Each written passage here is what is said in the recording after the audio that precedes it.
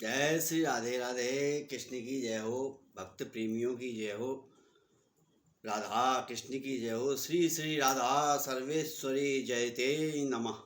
राधे राधे। अब मैं आपको बता रहा हूँ संसार, शरीर और संपूर्ण कर्मों में सूक्ष्म वासना और अहम भाव का सर्वथा त्याग। कहते हैं त्याग से परमात्मा मिलेगा, वो चीज़ बता रहा हूँ मैं आपको।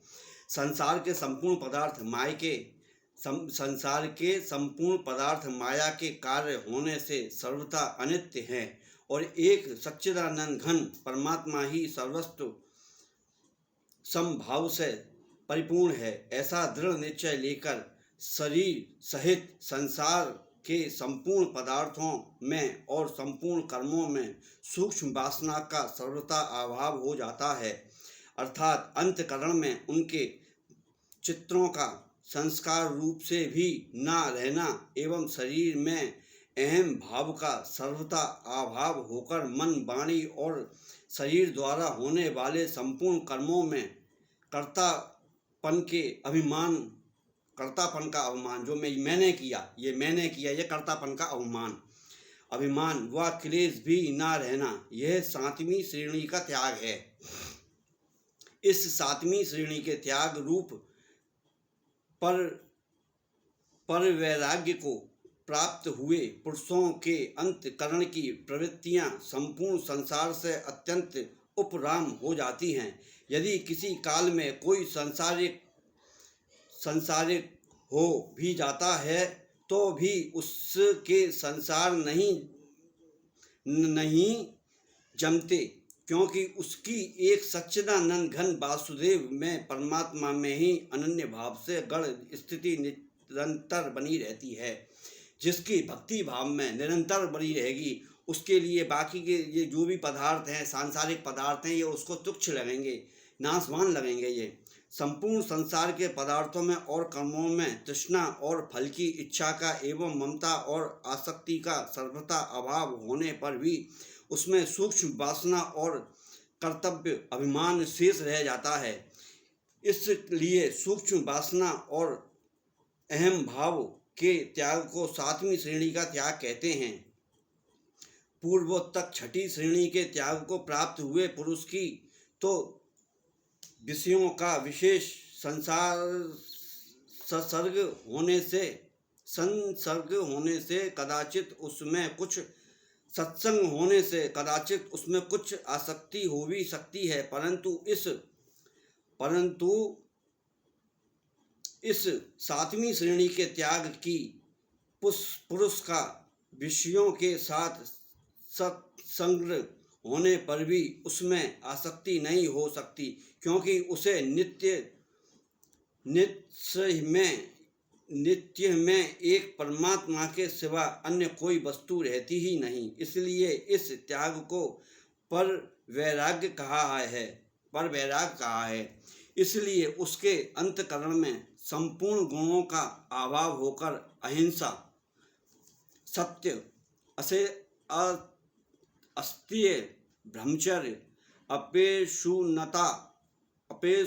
अपेशुनता, लज्जा, अमानित्य, निष्कपट, शौच, संतोष, तितिक्षा, सत्संग, सेवा, यज्ञ, दान, तप, स्वाध्याय, साम, दाम, विनय, अर्जव, दया, श्रद्धा, विवेक, वैराग्य, एकांतवास, अपरिग्रह, समाधान, उपरामता तेज है। मन, वाणी और शरीर से किसी प्रकार किसी को कष्ट न देना, अंतकरण और इंद्रियों के द्वारा जैसा नित्य किया हो वैसा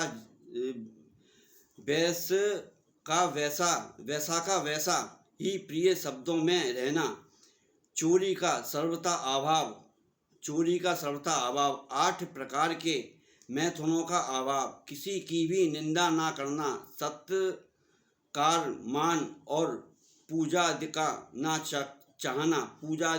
चाहना, बाहर और भीतर पवित्रता, सत्यता, पूर्व शुद्ध व्यवहार से दिव्य की और उसके अन्न से हार की एवं यथा योग सर्वस्य आचरणों और जल मृत्यादि शरीर की शुद्धि को बाहरी शुद्धि कहते हैं और राग द्वेष तथा कपट आदि विकारों का नाश होकर अंतःकरण स्वच्छ और शुद्ध हो जाता है।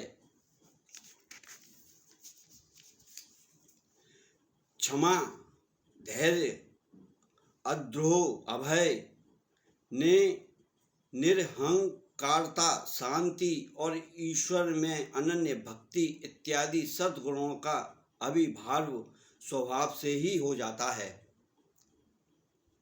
इस प्रकार शरीर सहित संपूर्ण पदार्थों में और कर्मों में वासना और अहम भाव का अत्यंत अभाव होकर एक सच्चिदानंद घन परमात्मा के स्वरूप में ही एक ही भाव से नित्य निरंतर दृढ़ स्थिति रहना ज्ञान की तीसरी भूमिका में परिपक्व अवस्था को प्राप्त हुए पुरुष के लक्षण हैं। उपरोक्त गुणों में कितने ही तो पहली और दूसरी भूमिका में ही प्राप्त हो जाते हैं, परंतु संपूर्ण गुणों का अभिभाव तो प्राय तीसरी भूमिका में ही होता है, क्योंकि यह सब भगवत प्राप्ति के अति समीप पहुँचे हुए पुरुषों के लक्षण एवं भगवत स्वरूप के साक्षात ज्ञान में हेतु है। इसीलिए श्री कृष्ण भगवान ने प्राय इन्हीं गुणों को श्री गीता जी के 13वें अध्याय में श्लोक 6 से 11 तक ज्ञान के नाम से तथा 16वें अध्याय में श्लोक 1 से 3 तक देवी संपदा के नाम से कहा है तथा उक्त गुणों को शास्त्र कर्मों ने समान धर्म माना है। इसीलिए मनुष्य मात्र का ही इसमें अधिकार है। अंत एवं उपरोक्त सद्गुणों का अपने अंतःकरण में अभिभाव करने के लिए सभी को भगवान के शरण होकर विशेष रूप से प्रसन्न करना चाहिए। इसलिए ये कहा है, भागवत जी का प्रसंग है ये, आदमी को जो भी गलती है उसके अंदर उसको वो त्यागने से भगवत प्राप्ति होती है और आनंद ही आनंद होता है। धरती के ऊपर तुम रह रहे हो, तुमने दौलत जोड़ी, पैसा जोड़ा, सब कुछ जोड़ा, ये सब नासवान चीज, लोहा लंगड़ काट कबाड़ जोड़ लिया, क्यों? तुम्हें माया लोभ सता रहा है ना? क्यों? एक मायाधीश, जो मायाधीश है, जिसकी माया है, और हम हैं मायातीत, जो माया को देख के उसके ऊपर बहराते हैं, उसके ऊपर हम आसक्त होते हैं। इसीलिए माया के ऊपर कभी भी आसक्त मत हो। आसक्त होना है तो श्री राधा रानी के चरणों में आसक्ति लगाओ, उससे सबका कल्याण होगा, आपका भी कल्याण होगा, और हम बोल रहे हैं तो हमारा भी कल्याण होगा, जो सुनेगा उसका भी कल्याण होगा, आनंद ही आनंद होगा। आज शुक्रवार है, राधा रानी की माँ लक्ष्मी की पूजा करिए और दूध और गंगा जल ले जाके मंदिर में जाएं तो प्रसाद ले जाएं, सफ़ेद चीज़ का प्रसाद बाँटें, और अगर हो सके शाम के वक्त खीर बना के माता लक्ष्मी को, राधा रानी को भोग लगा के आप सब जने पाएंगे तो आपके 90% कष्ट आपके दूर हो जाएंगे। आज के आनंद की जय हो। बस मैं एक ही बात कहूँगा आप लोगों से, केवल राधा रानी के चरणों का ध्यान धरो और कुछ नहीं है। संसार के अंदर मोह माया ये सब दिखावे का राग है। बीवी हुई, पत्नी हुई, बच्चे हुए, रिश्तेदार नातेदार, मिलने वाले जुलने वाले, सब लोग तुम्हारे संग बोलेंगे चालेंगे और तुम्हारी कमियों को देख के तुम्हें ही बताएंगे। इसलिए ये सब मोह छोड़ दो। ये सब इसके वो हैं माया के, सब माया के तीत हैं, मायातीत हो रहे हैं सब रे। जय श्री राधे राधे। नंद के आनंद की जय, गणराज महाराज की जय, माता लक्ष्मी की जय।